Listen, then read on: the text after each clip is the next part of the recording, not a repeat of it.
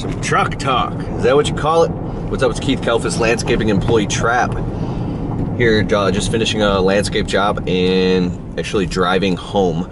I want to share some powerful things I'm learning about raising your prices and being clear with customers and dealing with things. And is it really worth it? That's the question. So imagine having a business where you make good money and all your bills are paid and you can save money and go on vacations. But what is the problem? What are the recurring things that we stick our heads in the sand about that take that from us, where we feel like it's being taken from us and our business is unenjoyable? It can become like a nightmare or a hellhole. So, and we rock back and forth in between this. So here's my example. If you're doing a low price jobs or little tiny one-off jobs or whatever it may be, think about the amount of communication and the amount of discernment and things that have to go into setting expectations or exceeding your customers' expectations around those fine lines of distinction points when you're doing a landscape job, when you're doing a maintenance, when you're putting mulch in, when you're defining a garden bed edge, when you're putting decorative stone in. There's so many pieces of communication to make sure, and I do have a lot of research to back this up, and I'm going to talk about it, to make sure that you're meeting that customer's expectations. Did you know that when you communicate something to somebody and the way they're hearing it, there's almost a 0% chance that they're understanding it 100% of the way you intended it when you spoke it or said it, right? If you were to say the word dog, my lips are chapped, just got back from Colorado, super dry over there. It was awesome. But anyways, so I keep doing that. Anyways, if you say the word dog to somebody, that's easy. Like, how could you mess that one up? I learned this from Evan Pagan, by the way. How could you mess that up? Dog, right? But if you say that, somebody else might be thinking of a arf arf dog or a woof woof dog. They might have gotten bit by a dog when they were 3 years old and they're terrified of dogs. Somebody else might love dogs, right? So you might have to say, you know, I don't know, an English bulldog that is 18 and a half pounds and it's 18 months old and it has a spot on it or something like that specifically. When you're talking about these type of things with the customer, you know, I now am at the point where I think my customers appreciate it. Maybe sometimes it could drive them nuts. I was on the phone with a customer. We just sold a landscape job.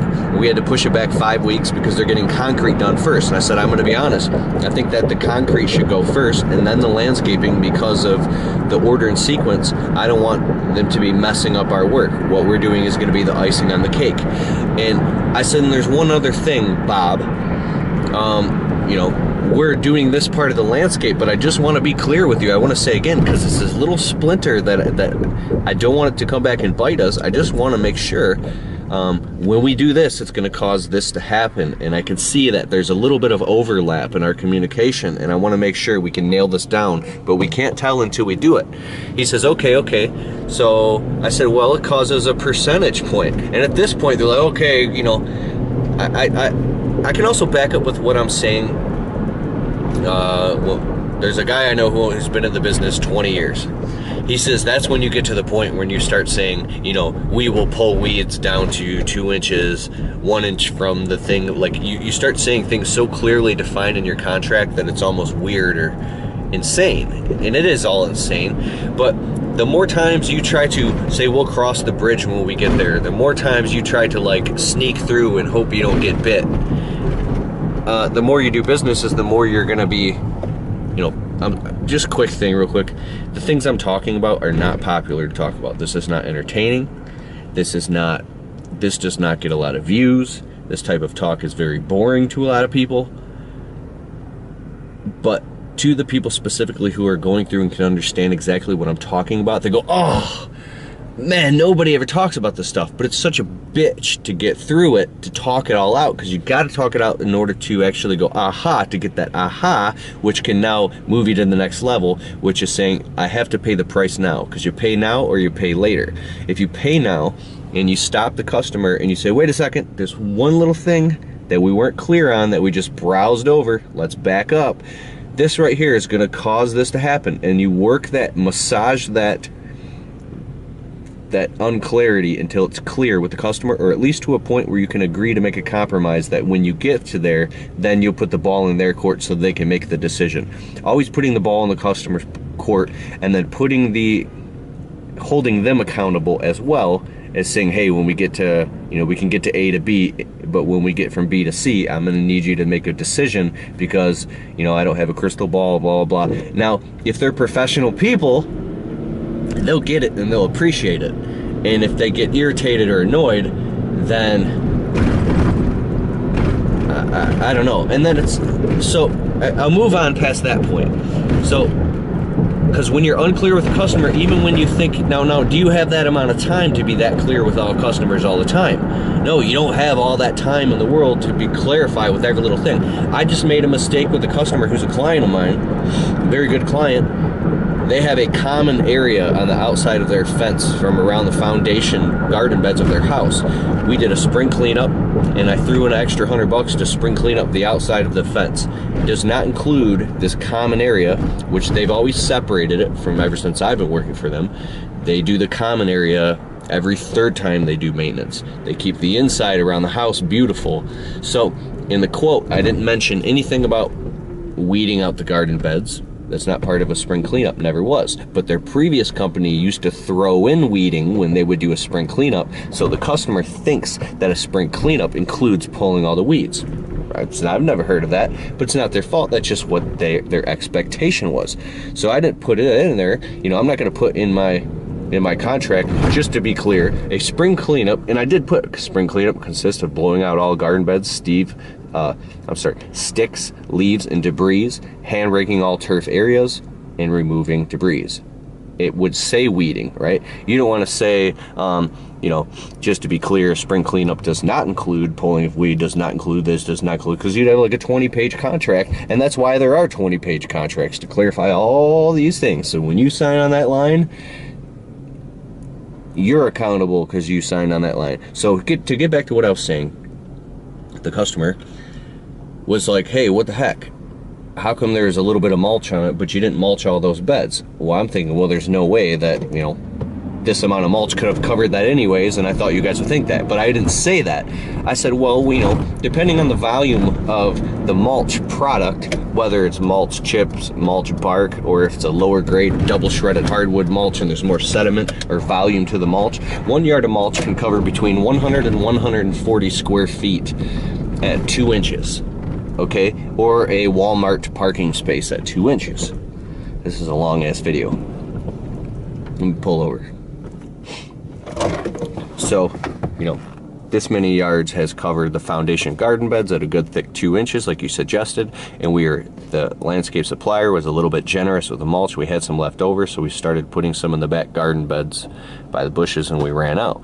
He says, oh, well, I thought that you were gonna mulch all that for that price and it was all going to get mulched. Hey, they didn't know. I said, well, we can do it. It's just going to cost extra. We can come back Saturday and put more mulch down and weed out all the beds for you, but it's going to be extra. I said I could throw in some, some free trimming back there or something to make up for the misunderstanding. And now part of me goes, damn it, I hurt, I didn't meet my customer's expectations. It's my fault. And when I was talking to the customer on the phone about all this, going back and forth, trying to find clarity with them because they felt like their expectations weren't met, but I felt that I was very clear in my setting of expectations and with everything, because now it's really just like a pain in the ass because they're like, what the hell, I got to spend more money now? Either way, wouldn't you be pissed if you had to spend another $300 all of a sudden? So I was trying to really kind of massage that point home instead of just hitting it and say, hey, it's going to be more money for that, because I don't want to be that way. I describe very particularly descriptively to the customer. I backtracked every single piece of communication and why I would think what I thought, so I could find clarity and understanding why he thought what he thought, and then find some point in the middle to where he goes, ah, okay, so that part was my fault because I didn't think that. I'm not saying it's anybody's fault, but I wanted the customer to accept accountability so I'm not stuck on the hook doing something for free. And then, so what did I do? I got out of my truck and I started pulling the weeds in the garden beds. You know, I stopped by there this evening real quick after we finished this landscape job, and I started pulling the weeds for free because I felt bad, right? And as soon as I started pulling the weeds for free, I go, what am I doing? I instantly got anxiety. First couple years in the business, I would have done it. I used to do shit for free all the time. I was so afraid my customers would get upset. I was afraid they would leave a bad review. I was just afraid. So I pulled like 3 weeds and I get anxiety. Anytime that I feel like someone's getting one up on me or like I'm hurting myself, self-sabotaging, now I start to get instant anxiety. I'm like, dude, I'm not doing this. What am I doing? My time is so valuable. They got to pay for this. It wasn't in the quote. I'm not doing it for free. Why should I pay? If you do that all the way, now think about that. If you do it for a customer once in a while, a little something for free or whatever, in the right timing, it's golden. It pays off in dividends, and it's good practice. But if you do that quantified across a whole bunch of jobs, and you're always, you know, sticking your head in the sand, and you're always biting the bullet, and you're always doing shit for free, and you're always, you know, letting yourself be bitched or whatever it is, you know, quantified, dude, that's 50 grand a year you're losing in opportunity cost and time. It's your self-esteem going down, it's your frustration going up, and it's all these things. So I like to talk about these specific things, the ability to say no, you know. Next time I'll be more clear. But when you got a million things going on in your business all at once, and you've got, like today on the landscape job, I mean, literally the phone's ringing. Here's my favorite. I'll wrap up this video. My favorite pet peeve is when you pull up to a job, you got guys that need to work, you're telling them everything that needs to be done while materials are showing up, you're trying to order materials, they're showing up late, this is happening, you got a personal thing going on, and then a truck broke, you got so much shit going on at once that you're trying to process all this, and you're doing it all, and but hey, maybe you're running behind schedule and you've got to call back customers and push back others. There's so much shit going on at once that you tell your guys what to do, but you got pulled aside, and now your guys just wasted 45 minutes doing something that was totally ass backwards and out of sequence, and they just pissed away all that time and money because they didn't clearly know what you're doing. But why didn't you tell them? Why didn't you tell them what they were supposed to do? Because it's so in that moment, it's like, I used to sit there and throw my hands up and say, I got to pick who I'm going to screw over right now. Who am I going to screw over? Who? So, there's people waiting on you all the time. That's how it is in this business. In the winter, nobody wants anything done unless you do snow. And then in the summer, everybody wants everything done at once. So now I've gotten to a point, and I hope this serves you, where I say, you know what? I'm only one person. This is the size. You got production and production capability. This is Stephen R. Covey's 7 Habits of Highly Effective People. Production and production capability. You can only do X amount work per day. You can't put a square peg through a round hole.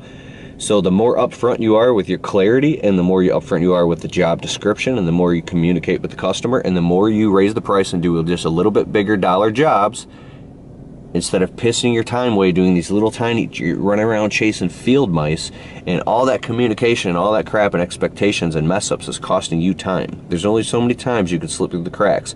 So the more, I think all this comes back to how much do you value your time. The more you value your time and know that you are a high value person and you bring a lot to the table, is the more you'll take on higher price jobs, the more you'll raise your prices, the more you become more clear with your customers, the more you become clear with your workers, your suppliers, the more you get clear in tracking everything that you do and putting descriptions and notes about work and creating a standardized price chart, is the more you begin to define all this stuff and cut out the crap. It's something as simple as me to like, that's why small business owners become assholes, because you got to get really quick and to the point and cut out feelings and cut out all the fat. So I hope this video served you. I know it was a lot of talking and probably wasn't entertaining, but clarity, the issue really comes down now to clarity. So I'm gonna send that customer an estimate. It's gonna be $300 to put 3 more yards of mulch down, and if he wants the weeds done, $60. There's not a lot of weeds at all. $360, and maybe I could throw something in free made to make it up, or I'll throw trimming in free. That's really easy. I can trim it up or whatever it is to make them happy and make them feel like they understand, but at the same time, you know, now we know whatever that is. I want them to be happy, but I want to make sure I'm getting paid. So I want to make sure you're getting paid, and make sure you get paid. Here's another thing. Oh yeah, I said that was my pet peeve was if you go out and then the guys wasted an hour or half an hour while you were tied up because you didn't show them exactly what they needed to do, and they're doing something in a reverse order. That's happened to me several times, and it drives me nuts. My main pet peeve is mulch. I put a tarp over the mulch, and I say, don't touch the mulch. The mulch is the last thing that goes down. I want all the shrubs trimmed, all the weeds pulled, the garden beds edged out and kicked out perfectly, and everything cleaned up and perfectly done. 100% raked, done. Then you put the mulch down. Because if you don't clean everything and blow everything, and then you put the mulch down, then you start cleaning and blowing, and then it blows all the shit right on top of the mulch. You can't fix that.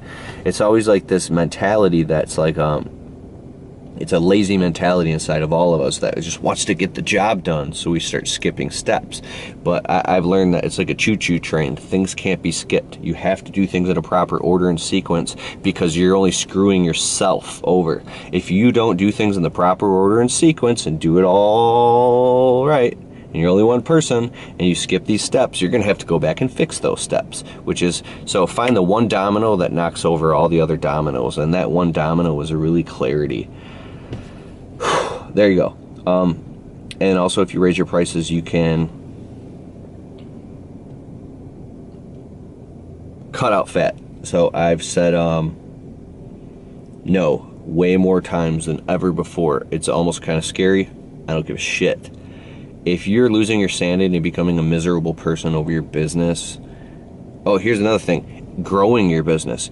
So me personally, I want to learn like everything about payroll taxes, and I want to know where my insurance money's going. I want to know what I'm paying for. I want to understand the cycles and seasons of this business and get really good at this stuff and have a marketing system down before I grow my business. Because if you grow your business and now you've got all this liabilities running around, let's just say guys on the clock, right? Things that are costing you money would be a liability. If you got all this happening in this business and you're doing $1 million a year, you didn't plan this out, you just jumped into it thinking you were going to be successful. Now, the little things that used to bite you are biting you in a big way, and you don't even got the time to fix those because you're just running around putting out fires now, right? It's like going and getting a mortgage on a $500,000 house that you can't afford. Oh, we'll figure it out when we get there. And now you're working 100 hours a week while you're still going under the water. If you were on a Titanic that was sinking and you're like mopping the deck and trying to drive it, do whatever you're trying to do and fix the motors, it doesn't matter. There's a hole in the ship and the thing's sinking. And sure, you can paddle your ass off and keep throwing water off the side but it doesn't plug the hole. It doesn't fix the problem. The problem should have been fixed back there. There's an amazing saying in like life coaching about couples coaching. It's easier to raise a healthy it's a lot easier to raise a healthy intimacy than it is to try to fix a broken one. It's a lot easier to raise a healthy business than it is to try to fix a business that's a nightmare, that's all messed up, right? So if you don't even got time to, I'm gonna shut up. Enough with this video. Okay, thank you very much for watching my vlogs and videos, and I hope you have a great day. Later.